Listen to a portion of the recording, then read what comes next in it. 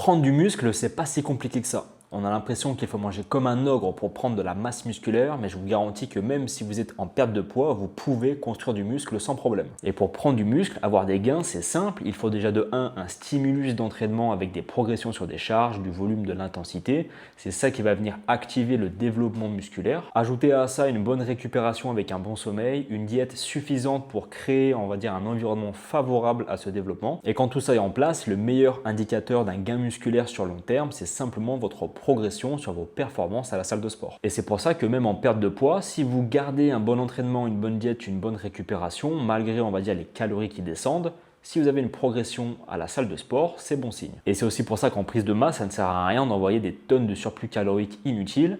Un léger surplus 5 à 10% au-dessus de votre maintien, c'est largement suffisant.